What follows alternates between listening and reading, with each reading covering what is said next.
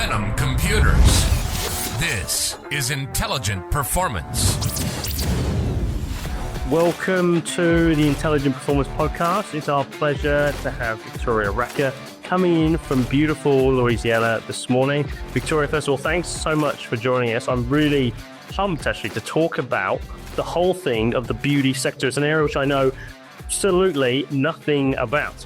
So I feel like I'm going to learn heaps, and no doubt what I think our audience is going to discover is some of the kind of the secrets about this domain. So first of all, welcome, Victoria. It's a pleasure to have you here. Thank you so much. It's an honor to be joining you. I know it's morning for you in Australia. It's evening here for me, and it's a little chilly. So it's nice to see some sunshine. Okay. Well, it's sweltering hot down here, so we can hopefully give you a bit of this kind of sunshine via the Zoom this morning. So first of all, a question we love to kick off with pretty much all of our guests is, what is your take on intelligent performance? How would you answer that one? I think that if I take it out of the context of the show, if someone were to just ask me to define the words intelligent performance, I would say it's operating smartly. It's operating smarter, not necessarily working harder.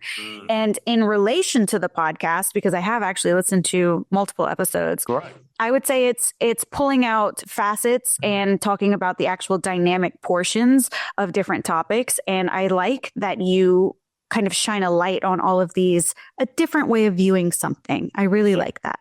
Yeah, cool. And I think hopefully, we can really dive into this. And I think what I love about this show is that we look at performance from a whole different magnitude of reasons, right? Or different perspectives.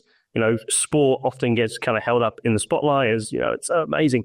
But I think there's amazing things about different industries. And so I would love to, let's start with your story, Victoria, because you've been able to achieve what many people would think is maybe impossible actually in the beauty space, right? In terms of your ability to go from what is a very hands-on, very personal, and also because of that, your clients would have loved you.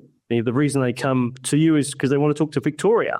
And you've been able to kind of branch that into a much bigger business, one which can allow you to be here on a podcast.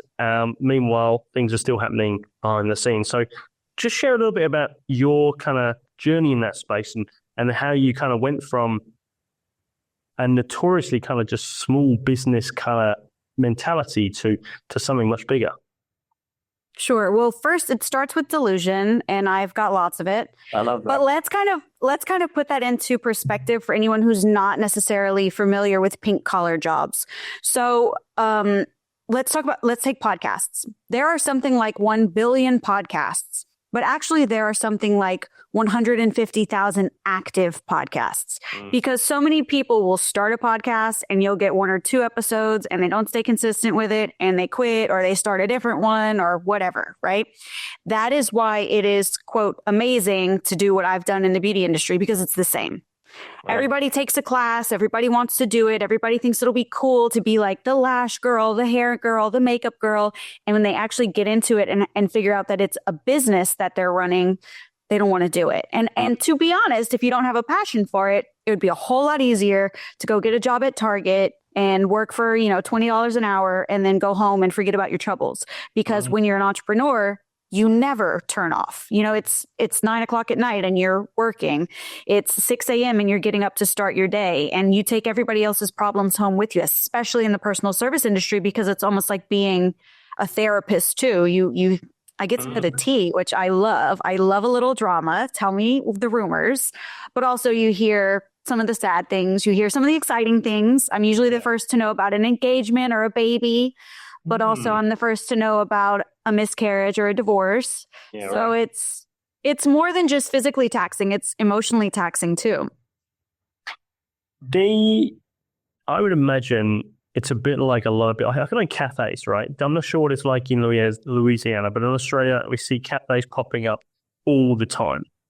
And what's really interesting about that is I feel like people often must sit in a cafe and go, oh, this coffee's so nice. Oh, it's so lovely. I like sitting here. You know what? I should start a cafe. And I don't know if you've ever worked in retail. Or hospitality. It's the worst, right? It's, it was the way you do them with I want a so-and-so latte with half-strength milk and special sprinkles on it. It's an absolute, and then, you got it's really, really tricky business. Is that what you find in the beauty domain, in that it's very much like, I love nails, I'm really passionate about nails, let's do this as a job? 1,000%. And they're like Barbie, they're just playing. I'm going to try this out. I'm going to try that out. And it is fun. And when you walk into my shop, everything is pink and it's friendly and it's pop culture and it's whatever music we feel like. And it's a pink bedazzled refrigerator filled with Red Bull and soda. And we're not in business casual attire. We're just in casual attire. And we might be hanging out on a Tuesday at 1 p.m. But we've also, we have to do actual work sometimes too. And if you don't go out and hustle up the clients, then you don't get paid at all. So people walk in and they see the fun hospitality portion of it, but we don't usually invite people into the storeroom with us to do inventory. So people want to try on that hat, but then when they actually put it on, they think to themselves, oh, this is actually work. And I think that because people who work in the beauty industry tend to keep themselves up a little bit and take advantage of beauty services and usually look pretty put together and pretty. We get a little bit of a reputation in the industry as a whole of not being taken seriously. Mm-hmm. Yeah, well, she wants to wear heels and do her hair and she wears a pound of makeup every day. Like if she ever got a real job, that chaps my ass. Can I say ass in this podcast? Well, I think you've done it already twice. So it is a real job. And I think a lot of people who first start it are shocked to find out that it is actually a real job. Yeah, I can get that. Tell me, when in your own kind of discovery, was that your path too? Were you kind of like, oh my God, this actually is the whole thing, and oh wow, there's all this. So that kind of sounds like a lot like the E-Myth. I'm not sure if you've read that book, but it talks about this baker, and she really loves baking, and she quits her job as a baker, and then she goes and she's like, oh my God, I have to clean the floors, pay the bills and do the accounts and all. And it's this whole world of discovery around like, oh my God, there's something a bit more to this. And I know that was my experience, but what about yourself? I have been an entrepreneur, I think, my entire life. I can remember being in first grade and like nailing roofing nails into a piece of 2x4 and trying to get my teacher to buy it. I told her it was a coat rack. And I think she did buy it for like 75 cents or something. I didn't choose the business life. It chose me. But I didn't ever do it consciously. Yeah. So when I graduated from university, I actually got a job in like middle management at a nonprofit, and I hated it. And it's right there in the name, babe, nonprofit. There's no money in it, and there was no room to make any more money in it. So if I wanted to become a mom, because I was, getting married and we were thinking of starting a family, if I wanted to be a mom, it wasn't going to work on, $2,000 a month forever. And this terrible schedule of 7 a.m. to 7 p.m., it wasn't going to work. When do you take care of the baby? When do you see the kid, So I got into the beauty industry knowing that it was a job, but that's all I wanted was a job. So I got pre-hired somewhere before I went to beauty school. A friend of mine at the time was opening up a shop and said, I'll hold a chair for you, go to school, get a license and come. That's what I did. And it never works out when you work with friends. It never works out. So then I said, well, fine, I'll just do it on my own. At this point, I had a baby. I'll just do it on my own. I'll rent a chair and I'll work 2 days a week. It's not a big deal, except that it is, because I wasn't choosing to open a business, but I was very much opening a business. And I spent about two years lying to myself. Well, I'm not a real business. It's just me. Well, I don't have a business like that. You do have a business. And at the end of the year, you owe taxes on the business. And if a client gets pissed off and sues you, you do have a business liability. I mean, you need taxes, insurance, deduction, the whole thing. It's a real business. Yeah. And it didn't compute for me for a long time. I had massive imposter syndrome. I thought I just had a job. Got ya. What shifted for you? I was on like this, I call it the hamster wheel, where I was going to take a class. I was going to put it on a credit card, take a class that I could get better. And then my before and afters would be better. So I could get more clients. Then I could pay off that credit card, which would not be maxed anymore. So I could use it to get a class. So my before and afters would be better. So I could get more clients. So I could pay off the credit card. And this went on for 2 years. And finally, I realized there's got to be another way to get clients than constantly spend and spend and spend and spend. That can't be how businesses are actually, it just dawned on me. That can't be the only way to get a client. is by saying, I'm beefing up my portfolio. I need models, So I actually I've read almost 100 business books at this point, business and marketing. And I've had coaching from multiple different business coaches. Coaches love coaching. I am a business coach and I get coached and I've been coached for a long time. And once I started seeing just exposure to how other people run systems, put up systems in your business, I didn't even realize that was a thing, that you should have standard operating procedures and policies. And I was not running a business at all. I was just absolutely flying by the seat of my pants. Once I started seeing those examples, and sometimes even in other industries, I was learning from people who were attorneys or people who work in manufacturing, seeing the way that their systems were implemented and how much easier things ran that way. Oh, you mean I don't have to come up with $3,000 at the end of the year for property taxes? It should just be in this account already. That gave me a lot of clarity and also kind of expanded my search for things that I was trying to read about or trying to learn about. And I just continued to grow it that way. Podcasts had a lot to do with that too, because you hear so many different opinions. Yeah. If only the intelligence podcast had been around then. Well, I find like that. So tell me, in the clients that you work with, you've just recently released Victoria Glam, which is like the online version of your kind of pricey, very personalized one-on-one coaching platform. Now they can get a very similar level of service, but it's on a kind of video format instead.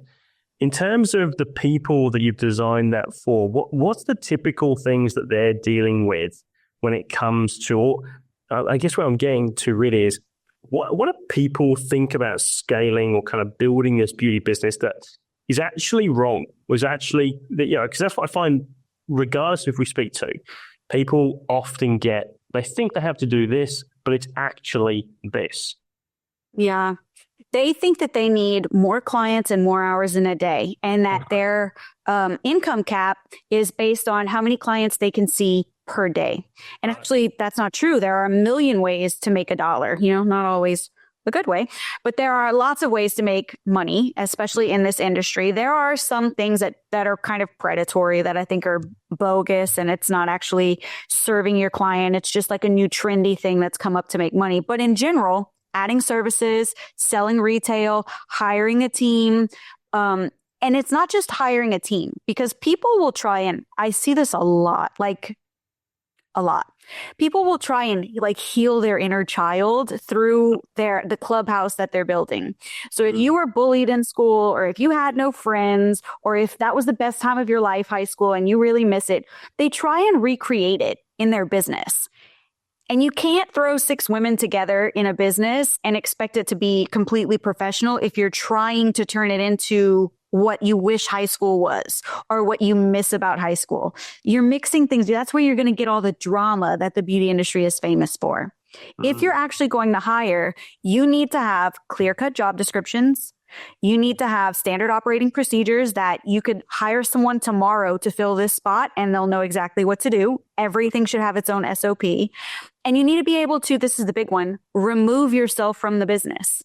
If you were to walk away from your business tomorrow for a full week and come back, would you still have any clients? Would there be any money? If the answer is no, you don't have any systems. Yeah. And if you don't have any systems, then you're just going to be perpetually on another hamster wheel of hiring. Every time someone leaves, you have to rehire, retrain, and it's a pain.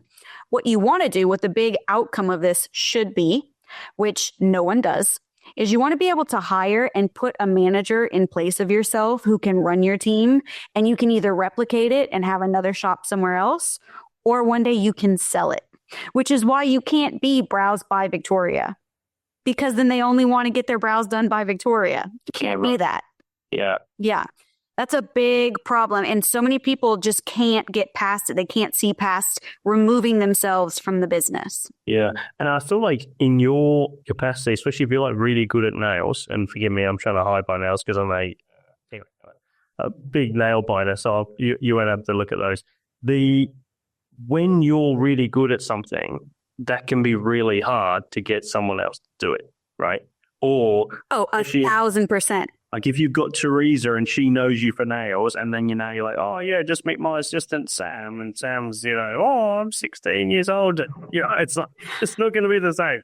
And so, how do you help people actually navigate that piece? Because that is a tension, right? It's that, well, if I was doing it, it would be like a 9 out of 10. If Sam, the new lady, does it, it's a 3 out of 10 or a 5 out of 10. How do you navigate that tension? Because I feel like that's kind of self-limiting, right? If you can't transcend or navigate that period. You have to be able to make sure that whatever it is that you're really, really good at, and listen, I make no bones about it. I didn't create anything. There's nothing new in marketing. There's nothing new in business. Yeah. You can innovate, but there's nothing new. I love John Worillo's book, Built to Sell. And if you are interested in this topic, check that book out. It's a great book. I don't get any kickback for that. I should. He was saying in that book that when you hire someone, if the quality of work doesn't match your work, then it's your fault, not the technician's fault. It's your fault because you didn't train them to the best of your abilities, because the best of your abilities would mean that the quality is the same. So it needs to be a replicable system that you could hand someone and walk away. And the thing that you do best. So if we're talking about the number one thing that your business does, in his case, it was an agency. He runs a marketing agency in this book. Then you need to specialize in something. So you'll have an entire med spa, but what are they known for? When people mention that med spa, what do they automatically think of? Or when someone says Botox, what's the first name that comes to mind? That's that person's specialty. That's the thing that you need to put such a good system behind and hire into, because that's the thing that you can sell. Interesting. I feel like this kind of business world, if you start a beauty business because you like nails or something similar, the business pies can be maybe disinteresting in many ways for some people. Like, oh yeah. What's your advice to someone who didn't get into it? They just want a kind of equivalent of a job. They just want a handful of clients. What's your kind of advice to them? Then maybe get a job. You can get hired somewhere. You don't have to own the business. You don't have to own the business. You could just work there. But if you do own the business and you find one piece of running a business overwhelming, like for me, I am just not a numbers person. I don't even want to be. I paid someone to pass Math 105 for me in college. And my mom figured out what I was doing. I had already failed that class 3 times. And she said, just let me know if you need any money. Let me know what she's charging you. It was 4 tests, $50 a test. She was a math major. It worked out really well. Wow. That's my advice. Hire your... Illegal, right, Victoria? Is that illegal? I don't know. For sure. Yeah, they're coming get this license right back from me. I love it. It's definitely... But that is my advice. Entrepreneurial. I love it. That's me. Yeah. Hire your weaknesses, whatever it is that you absolutely hate about your business, or whatever it is that you absolutely cannot do without, going back to school and learning and studying intensively. Hire someone who is really good at it. Now, my advice really quickly before I just turn people loose to go and hire willy-nilly is if you don't know how to do the job, like you don't have a broad overview of the scope of work you're asking someone to do, you're not ready to hire it out because then you don't know if they're doing a good job or not. And you have to be really clear about what the expectations are before you hire someone for any position. Just, you can't say, I see that a lot. People will say, oh, well, now this is off my hands. I don't have to worry about it. And they never check in. They never find out what work is actually being done. They're being billed through the nose. And I don't even know how many hours or projects this person's actually covering. And then they turn around and they find out, oh, it never got done. I had a coaching client who didn't show up for 2 coaching meetings in a row. And she just was non-responsive, like not answering emails or whatever. So one day she did DM me and say, hey, sorry, I disappeared for a while. Can we schedule a call? Sure. So we get on this call and I'm holding my breath to see if she even shows. And by the way, she's a knockout. Okay. She is just stunningly beautiful. Very hard to say, get out of here to this gorgeous, very kind lady. So she shows up and this beautiful little angel tells me, I missed our calls because I was in jail. Wow. Okay. You were in jail? I said, Megan, tell me Tell me more. What do you mean you were in jail? She said, well, I was in the Caribbean. Of course she was. I was in the Caribbean. And when I came back home, I had to go through customs and I didn't know that I had this outstanding warrant, and they held me in customs and made me like wait for a judge to set bond. And then I had to make bail, and it was a whole thing. I said, what did you have a warrant for? And she said, not showing up to court, because she had a speeding ticket or something. Right. And of course, they assign you a court date, and you either pay the ticket before or you show up in court and try to fight the ticket. Instead, she paid some attorney who has a crush on her, like $1,000 or something, to take care of it. And he didn't do anything. And she never checked in on that. So she goes off on vacation, not knowing that she's about to go to jail. And then she spent a week in jail. Oh my God. And she's so pretty. I was like, you can't do jail, Megan. You can't do jail. If there's an excuse to miss a coaching call, I feel like that's a good one though, right? It's like, you're going to let that off. Like, it's okay. Like, I get it. Yeah. My favorite. It's been 3 years since I heard that story. And I still laugh and tell it, because I had no idea that was going to come out of her mouth. Not a clue. Wow. I'm curious, of your clients, maybe this lady is one, Megan, what's the most typical transformation you're starting to see, or what kind of really makes your role really fulfilling? Because you're kind of branching out, right? You've had success in the beauty space, but actually helping someone develop a business is it's a whole different kettle of fish, right? You become not just a counselor now, you're a coach, you're a guidance, you're a mentor to these people too, right? So for you, what's the transformation that you see? What's the kind of biggest growth that you find as people kind of transition? So as a beauty business owner, I actually own 3 separate beauty businesses. One is the Microblading Institute, where I do permanent makeup services and I teach permanent makeup services. I'm a licensed trade school underneath the Board of Regents. Then I have a manufacturing portion of my business. I actually have a huge warehouse, and I manufacture all the numbing that we use for permanent makeup. Oh. So I did it so that I could take down the cost of my student kits, but then I actually started selling internationally and doing really well. And that's kind of become the bigger portion of the business. Wow. And I hope to one day be able to sell that to like the International Body Art Alliance or something and retire. But we're a long ways off from that. And then I have this third portion, which is more of a passion project, which is coaching, which actually gives me authority in a couple different spaces, because I've got an e-commerce store, I've brokered manufacturing deals, and I do personal services. I'm an esthetician, I do body art, I do piercings, et cetera, right? So I have 2 different types of student that come to me. Now, the first part of your question, you said, what's the typical transformation that I see? That is somebody who just got into business, just realized that it's a business and needs help. That is the most boilerplate, replicable, I can tell where the holes are in your business right away situation, right. Which is why I made the revenue growth systems, because it's the same thing over and over again. Everybody needs the same thing. And the last thing they need to do is pay me thousands of dollars to sit on a call with them for 30 minutes every week. You don't need that. Here, I put everything that I know, and then I give to a level 1 coaching student in this video set, and I give them access to it. And then they also have a chat with me where all day long you can ask me questions. I'm like a kangaroo. I live in your pocket. Talk to me all day.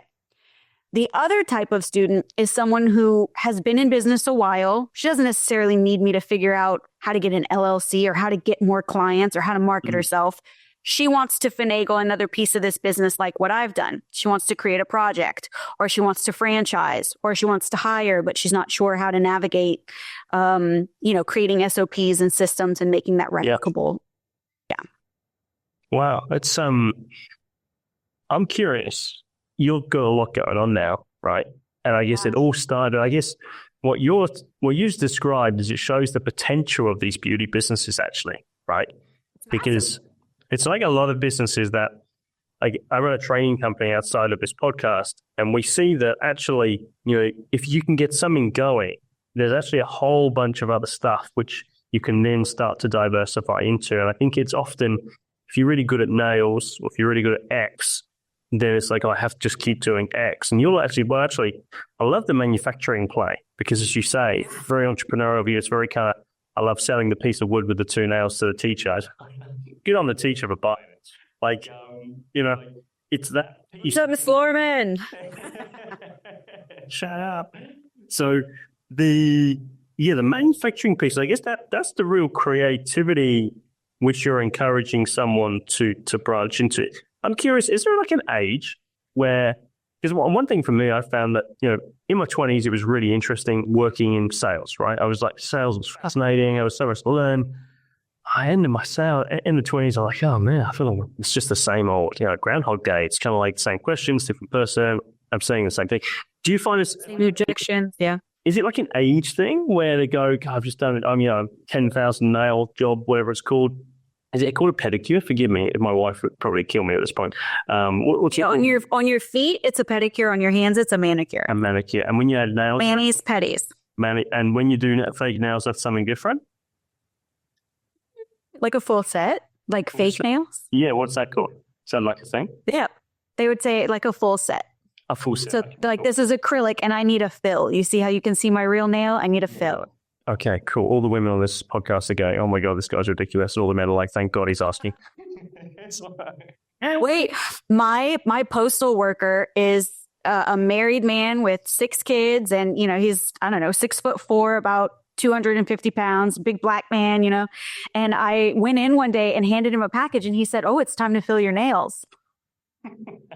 So now I have a complex and I don't want to go in and drop off a bunch of packages if I need to fill my nails. So ladies like it when you don't know. Got you. Okay. Well, actually, I've been in once because I'm a notorious nail biter. This is a smaller side here. I remember sitting in this booth. It was big windows, as all these kind of beauty salons down here seem to have. Huge window, everyone can see in. I was like, this is the worst because I was trying out. I was like, trying to hide at the back like this, and I'm like, good mate. And I was to the credit, they didn't bat an eyelid that I was there to get fake nails. So I was like, this must be very, very common. Right. And I felt, incredibly, what's the words? I don't know, just like it was like a star attraction, but they didn't have that view. You felt insecure. Yeah, I think so, absolutely. And I think just that whole piece around taking care of your hands. Anyway, we're getting distracted about Michael's insecurities. Let's go back to you thinking about thinking about beauty creatively, about where do you, well, actually, question, do you think everyone can actually do what you're talking about, or is actually a big part of what you're doing identifying, you know what, you probably don't actually have the skills or the interest or the inclination to do this? I don't think there's any job in the world that everyone can do. And it's not saying that you physically can't do it. It's not saying that there's people who aren't smart enough to do it, because it's not that difficult of a job. It's not like Math 105. But it is a matter of holding your interest and having the drive. Not everybody wants to be an entrepreneur. And it's like you were saying when you were in sales. It's like you were saying when you were in sales, like in your 20s, you kind of like the thrill of the chase and seeing whether or not you can close a high ticket sale. I've done high ticket sales before and it's fun. But after so many rejections, some people don't find it fun anymore. They actually think, I really wish that I had something more stable, that I'm not chasing my dinner every night, and that's okay. Not everything is for everyone. There are jobs that are really, really stable that you can count on, that you can clock in and clock out. And an entrepreneur would be bored senseless. There's a certain type of person who enjoys the thrill of chasing down their dinner every night. It's like this primal thing. They really like it. And then there are people who can't take rejection, period. I was listening to an episode of your podcast from a few weeks ago. A guy from Houston, Texas, Jose Berlanga, I think. Yeah. He was talking about, he said the scariest moment in business for him was not starting a business. It was failing at his first business. And that's where a lot of people stop. And I'm going to quote my 5-year-old. My 5-year-old said this to me as a little punchline the other day. He said, Mom, do you know what the difference is between winners and losers? And I said, what's the difference? And he said, losers quit, so they can't win. And that's super true. So when he immediately said, I was failing, so I started something new. I just started all over. That's an entrepreneur.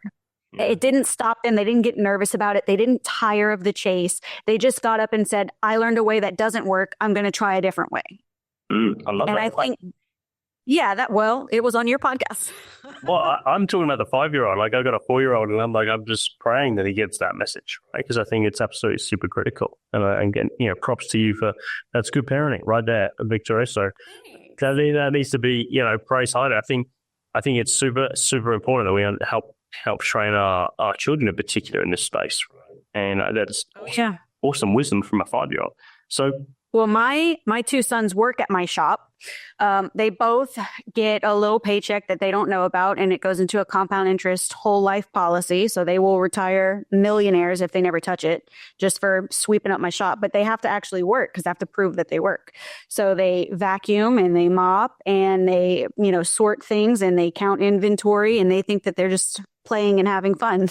So I started them pretty young. Ooh, you're a rock star, Victoria. So, wow. Good on you. So you are like, let's come on, everybody. Yeah, you're a true leader in this company.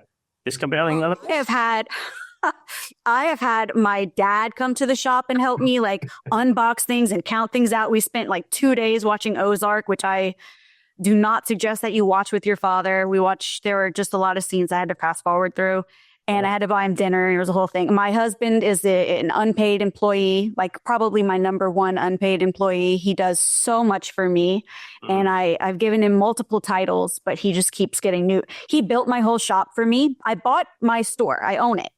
And it was a hardware store. I can't tell you how many men stopped in for the first 6 months and were super disappointed to find out that they couldn't get like their tools fixed. You got nails? Now we got nails. Okay, yeah, right. Okay. Literally. Yeah. My husband took 6 months off work and installed walls and moved plumbing and it is an entire family affair. I am committed to the lifestyle of entrepreneurialism. And I think that's the difference between people who just want a job. There's nothing wrong with just wanting a job, but I would be a terrible employee because I would get bored.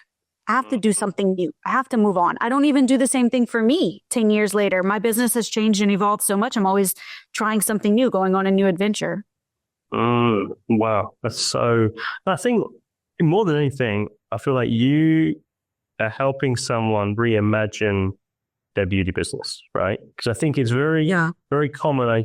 Especially when I speak to people on here, you hear that they're really good at insurance or they're really good at this. And I feel like we can often be our biggest limit, right? And that's what I love about the Intelligent Performance podcast. It's all about, like wherever you are, you can tap into certain types of skills which can produce unprecedented results or uncommon, what we might call extraordinary, right? Something which is a standout. And I'd say you are a demonstration of that in the beauty space. Because most people would go, okay, beauty space, it's Vanessa with her, 6 clients or whatever it is in a small little clinic, and she goes home and, that's all. But actually what you're talking about is that could be Vanessa's access to an empire, potentially, and certainly one which you could exit from. So I'm curious, how sellable, if you build a business like this, you've got the beauty stores, you've got the manufacturing company, you've got all the other stuff you're doing.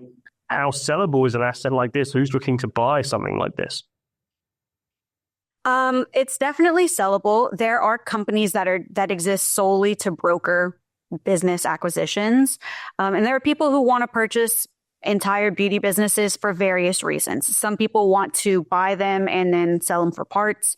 If you have, multiple locations, some people want to buy them because they don't want to do the work of actually building it up. They don't mind spending the money on it. And then there are different facets to my business too. So who would want to buy my manufacturing? There's tons of tattoo supply stores, permanent makeup supplies, educators who would love to own my product and have it in their student kits. And then they could start selling it themselves on their own e-commerce store. Some people would love to try and get it on Amazon. Best of luck getting that on Amazon because there's lidocaine in it. So good luck. But it's just a matter of, if you want to sell it one day, which I do, it's a matter of making it valuable to other people. So it can't be Victoria's brow numbing solution. It can't be that. It has to have its own name. It has to not necessarily be affiliated with my face and my voice. And then it has to also be valuable on the books. So what's the volume that we're selling? How many wholesalers are carrying us? And what's the outlook look like? So I talk about this a lot when I talk about selling a business. Everybody thinks Kylie Jenner is a billionaire. Everybody thinks that she sold Kylie Cosmetics to Cody for however much money she needed to become a billionaire. That's not what happened. I have no knowledge of what happened. I wasn't in the room. I haven't seen the paperwork. I'm telling you, that's not what happened. And then they started saying last year, well, Kylie's moving kind of funny for a billionaire. She's downsizing. She's trying to sell her houses. She doesn't seem to have any income. All these people who speculate about celebrities were wondering if she overspent. Where'd the money go? Is she broke? She never had it. There is something that you don't want to get caught up in if you're trying to sell any kind of business where you sell to someone based on your projections, which is what Forbes raised all that commotion about, saying, oh, they cooked the books. What they gave us was not true numbers when they handed us paperwork to Forbes and we called her a self-made billionaire. We could talk about self-made later. But what they did was they said, these are our revenue numbers for the last 3 or 4 years or whatever it was. And these are our projections for the next X amount of years. When someone acquires your business, if that's what they're basing it on, you made those numbers up. No matter who you are, no matter how professional it is, even if you're the smartest CPA on the world, projections are made up numbers. They're what we think is going to happen. So the acquiring company will look at those numbers and say, okay, here's what we're going to do. We'll give you 1% upfront or 10% upfront, and then you can do what's called an earnout, where we'll hit these specific benchmarks every 6 months or a year. And as long as you're hitting those numbers based on your projections, then we'll pay you out, over time, little pieces or this big payday at some unknown date. But the problem is now they own the company. So you can't control it anymore. So they can move the finish line anytime they want to. They can move the mile markers, or they can move things around so that your sales don't actually hit those numbers, so they don't have to pay you out. And a lot of times you have to stay on, especially since it's called Kylie Cosmetics. You can't really sell Kylie Cosmetics without Kylie. Yeah. So she still has to, go in the mirror and turn on her camera and put her lipstick on and try to sell it. But that's not necessarily her company anymore. I don't know how involved she is in formulations. That is the same advice that I give people who say, well, I own 3 different beauty bars. Somebody should want to buy that. Yeah, but you owning 3 different beauty bars is you traveling to 3 different cities and doing brows. And I can't sell you. That's illegal. I can't sell you. So what's the value to someone else? You have to make sure that it's independently valuable on the front end, so that when they look at those numbers and say, wow, you bring in a lot of money, that it's worth them giving you the big chunk up front and you can leave. You walk away from the negotiations table and you don't come back to it. You're not tied to the company trying to earn out your own buyout. Yeah. Does that make sense? Yeah, I think Ryan Reynolds has done a really good example of this time and time again, like in some of the US brands he's worked with and things like that, where he's become the face, but he's selling. He's done this. Right. And he's just an absolute boss at being able to build value, uses his brand, leverages it. Aviation Gin as an example, has done very, very well off this. I think it's Lime Mobile in the US. Forgive me, we don't have it down here. But it's, examples where he can leverage this powerfully. But yeah, I see what you're saying about Kylie. I can imagine, like an attractive earnout figure. It sounds good. Everyone's hoping you hit the future sales numbers.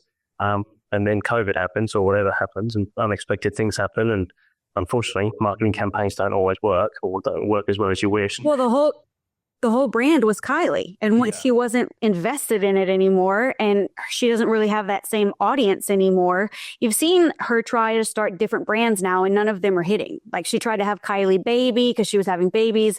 But the people who liked her were young. They weren't having babies. They didn't want that stuff. Then she wanted to have Kai, an elevated clothing brand. I don't know who's buying that, but it's not her fans. So yeah, if the company is based around you and your image, you got to stay. You're stuck. So when you're building it, you have to make sure that it doesn't revolve around you. You have to be able to walk away from it if you want to sell it.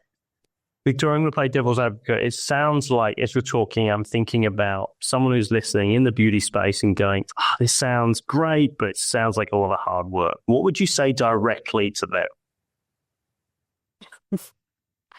It sounds like a lot of hard work because it is a lot of hard work, because that's what building something takes. I mean, you can't build something easily. If you could, then everyone would do it. Mm. Would you encourage them to keep going? If it's their passion. Got you. Okay. See, here's the thing. No one's ever had to encourage me to do it. Mm. I'm a very decisive person. I don't think I'd been dating my husband 2 weeks. I knew we were getting married. And I was kind of pissed off about it because I was only 23. I was like, I just started having fun and I already met my husband. But I'm a very decisive person. I know right away whether or not I like you, whether or not I want to do something. I know right away, and you can't stop me.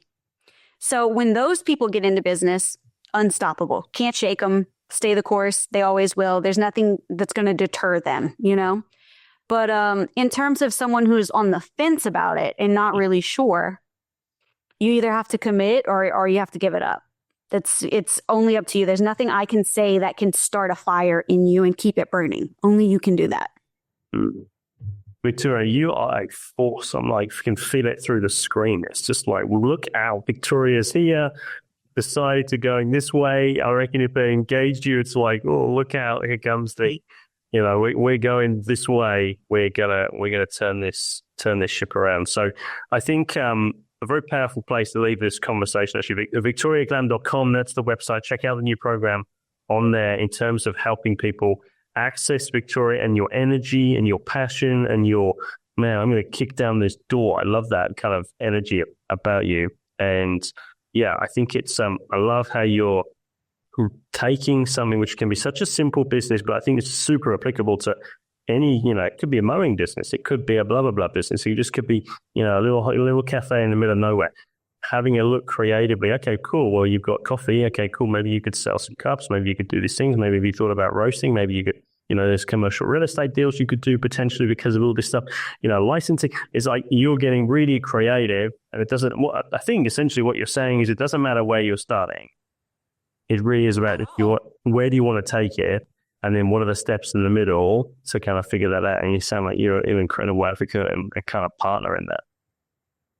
Thank you. Yeah, that's kind of my goal. You know, I always think, check your ego at the door. You have to show up face to camera. You have to show up for your business.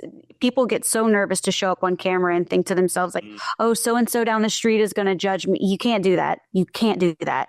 If you have the drive and you really want to do it, you have to check your ego and forget about what other people think of you and just absolutely go for it. And as a coach, that's probably the number one mindset issue that I run into over and over and over again. So half my job is just being a cheerleader. Love that. Love that. Victoria, thanks so much for joining us. It's been a pleasure. Thank you very much for having me. I had a great time.